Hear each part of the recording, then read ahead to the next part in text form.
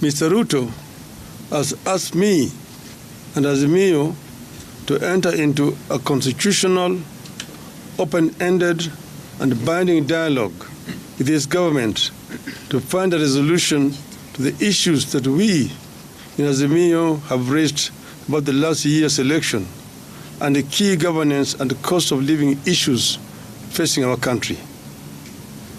As Kenyans know, we disputed the 2022 election results declared by the then IBC chairman, Wafula Chebukati, and a minority of 2 commissioners against the express decision of a majority of 4 commissioners to reject those results.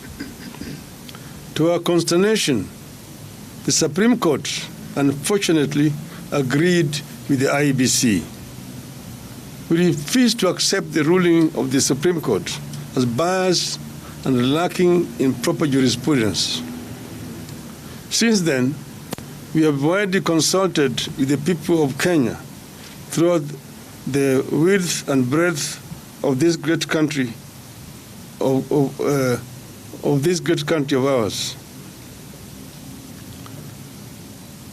We have held rallies and more recently demonstrations in Nairobi and elsewhere. We believe that the people of this country understand the danger we face as a country. In our view, elections are sacred because they must represent the true voice of the people. We have raised the key issues that we face as a country, including the electoral injustice, the cost of living, the legitimacy of the IBC, the opening of the server for a forensic audit, the savage attacks on media and innocent civilians by the police, and the viability of our democracy, including buying off of members of parliament. We have said that members of parliament, once elected in political parties, must carry that mandate for the rest of the life of that parliament. I believe that Kenya is today facing its worst crisis in decades, out of which we could recover or go the way of other failed states. As leaders, it is our responsibility in Azmio,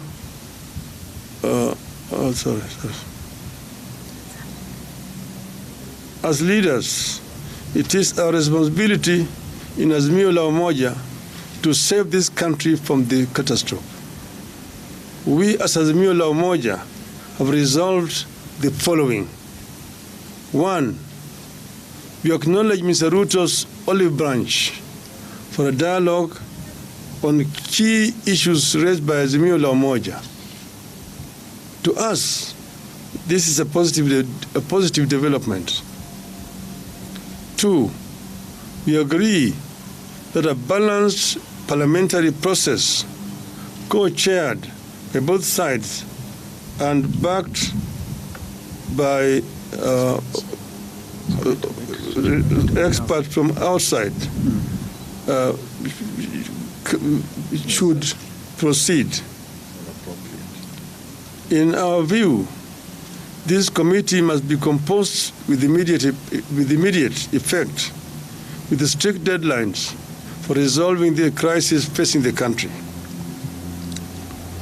4, in accepting the call for the dialogue, we ask that all arrests and prosecutions related to our demonstrations be stopped with immediate effect.